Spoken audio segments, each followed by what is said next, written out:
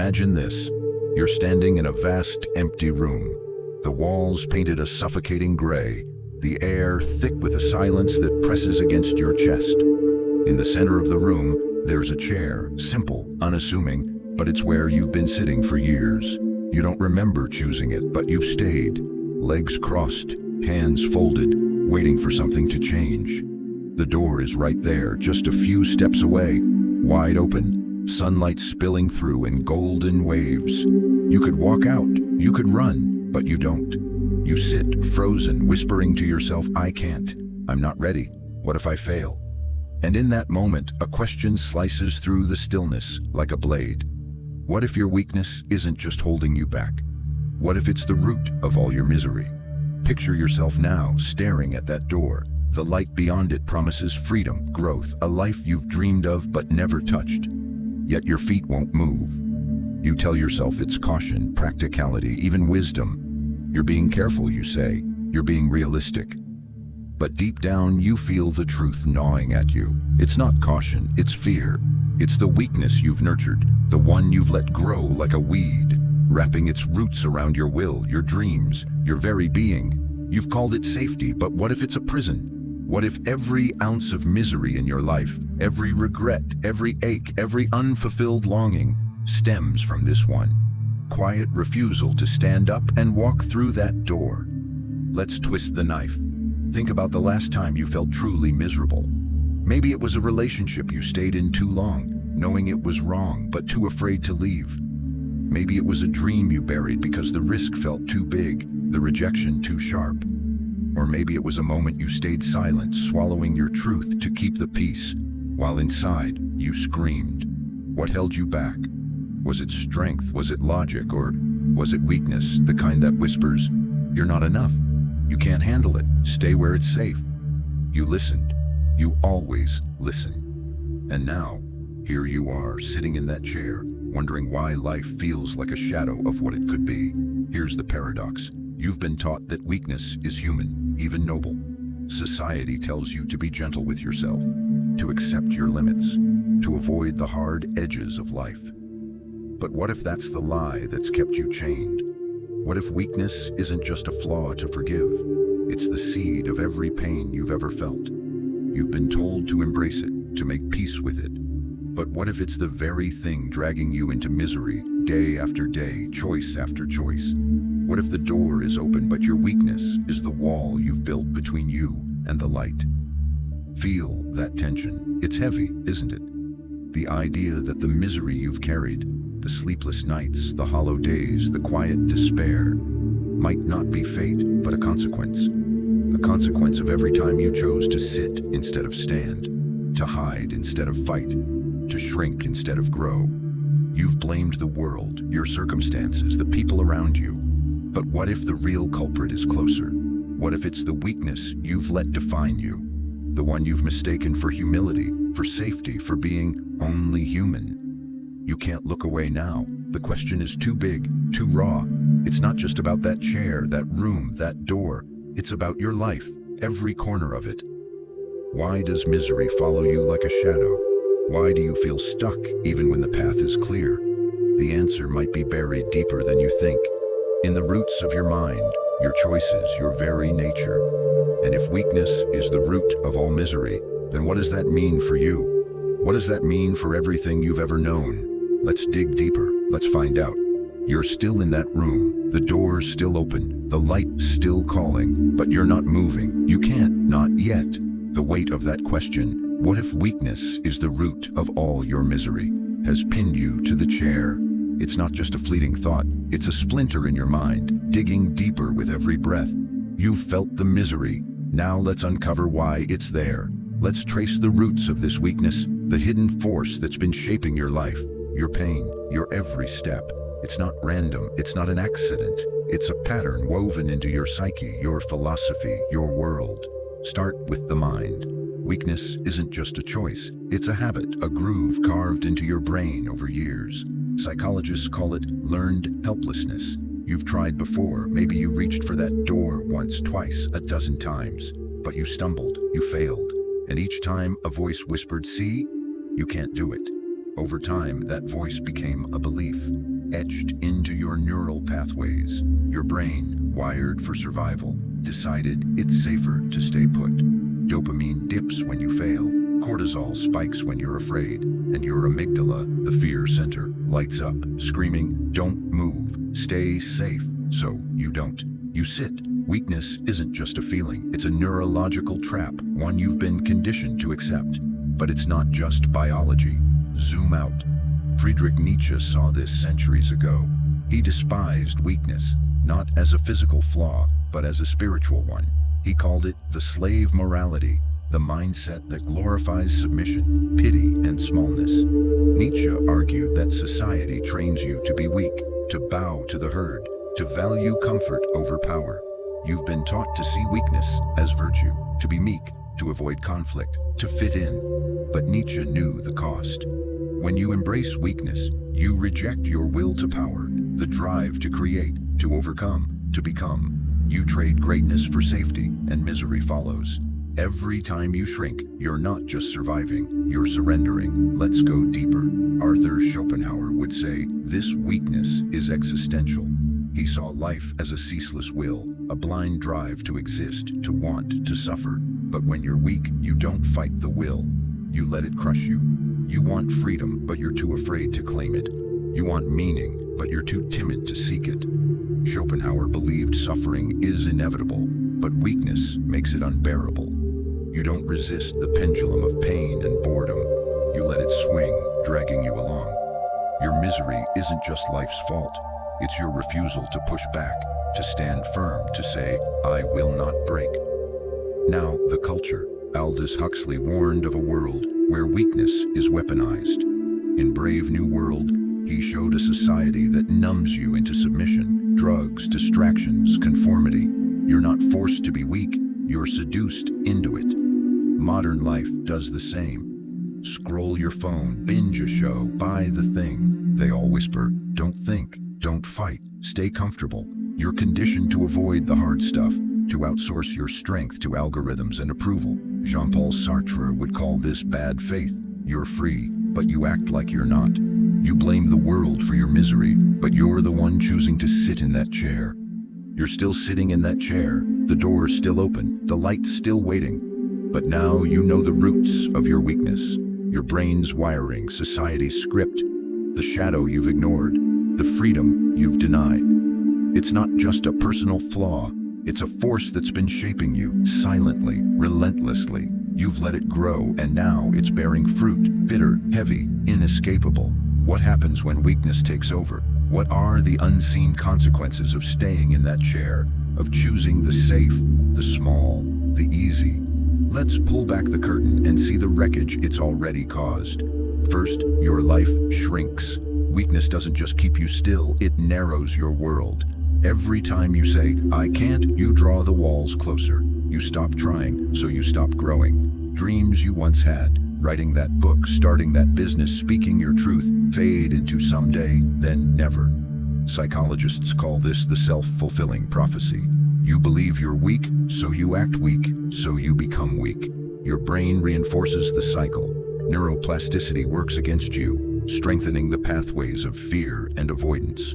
You don't just miss opportunities, you stop seeing them. Your life becomes a gray, predictable loop, and the misery of that smallness seeps into every moment. Then your body feels it. Weakness isn't just mental, it's physical. Gabor Mate's research shows how suppressed emotions, born from weakness, manifest as illness. You're too afraid to speak up, so your throat tightens. You're too scared to act, so your chest aches. Chronic stress from living against your truth floods your system with cortisol, weakening your immune system, disrupting your sleep, inflaming your body. You're not just tired, you're unraveling. Ever wonder why you feel so heavy, so drained? It's not just life, it's the weight of every no you've said to yourself. Every time you've let weakness win. Zoom out. Your relationships suffer. When you're weak, you can't show up fully. You hide your needs, your desires, your edges, because you're afraid of conflict, of rejection. You say yes when you mean no, and resentment festers. Sartre's bad faith plays out here. You're not honest, so you're not real. You become a shadow in your own connections, present but not seen, loved but not known. The people around you feel it too. They sense the distance, the hollowness. Ever wonder why you feel so alone, even in a crowd? It's because weakness has made you a stranger, even to those closest to you. Now, the societal cost. Weakness doesn't just hurt you, it feeds the machine. Aldous Huxley saw this in Brave New World. A society of weak individuals is easy to control. You don't question, you don't resist, you don't create, you consume, you obey, you conform. Every time you let weakness rule, you hand power to the system. Corporations, governments, algorithms. You become Nietzsche's last man, content with comfort, blind to greatness. The world doesn't need your chains, it needs your apathy. Your weakness isn't just personal, it's political. It's why nothing changes, why the same cycles of injustice, distraction, and despair keep spinning. And the deepest cut, your soul withers. Weakness robs you of meaning. Viktor Frankl knew that purpose is what keeps us alive, even in the darkest moments. But when you're weak, you don't seek purpose, you settle for survival. You don't ask, why am I here? You ask, how do I get through today? That's not living, it's existing. The misery of a meaningless life isn't loud, it's a quiet, creeping despair. It's the ache you feel when you look in the mirror and don't recognize yourself. It's the hollow pang when you realize you've traded your potential for safety, your fire for ashes. Here's the unseen trap. You don't notice it happening.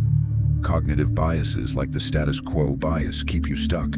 You'd rather stay in misery you know than risk the unknown. Culture reinforces it, telling you weakness is normal, even noble.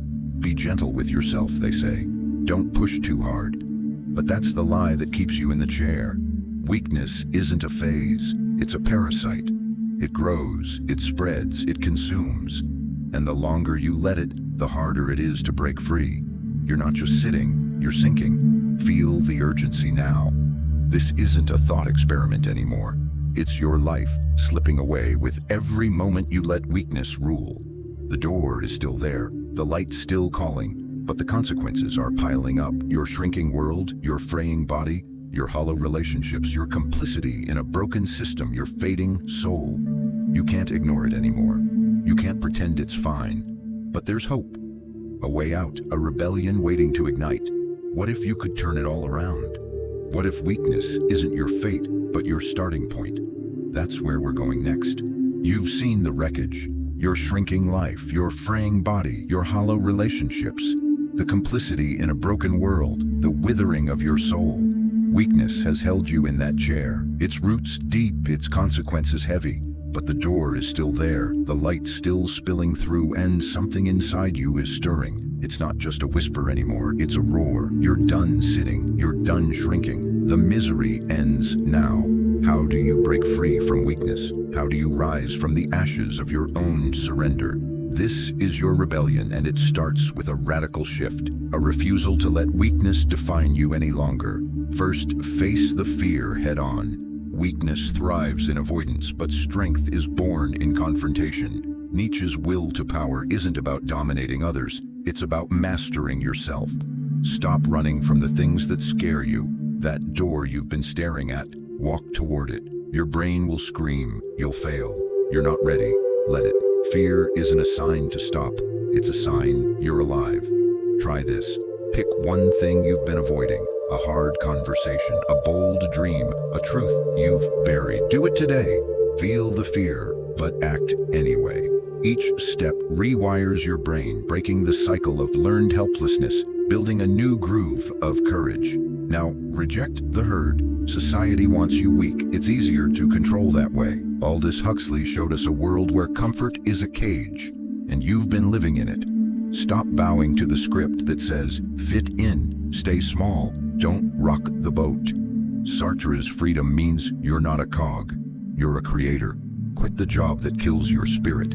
Leave the relationships that drain you. Speak the truth, even if your voice shakes.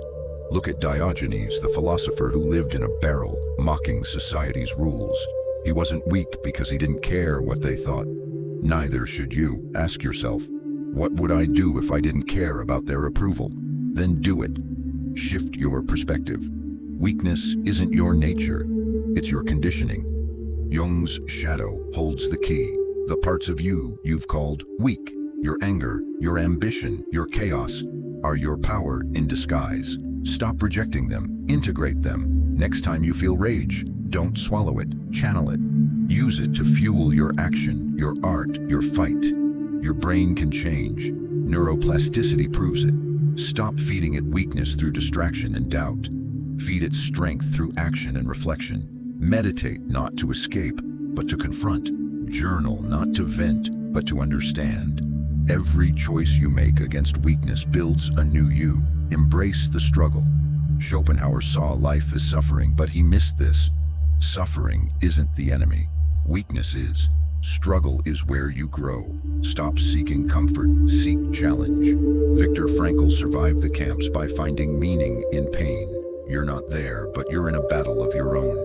Sign up for the hard thing, the marathon, the project, the truth-telling. Let it hurt. Let it break you open. On the other side of struggle is strength. You're not weak because you suffer. You're weak because you avoid it. Dive in. The door isn't a metaphor anymore. It's a gauntlet. Walk through it. Take ownership. Sartre's existentialism demands it. You're free, so you're responsible. No more excuses. No more blaming the world, your past, your fears. Weakness is a choice, and so is strength. You've been the one keeping yourself in that chair, but you're also the one who can stand up. Look at Nelson Mandela, 27 years in prison, yet he emerged a titan because he owned his power, not his weakness. You can too.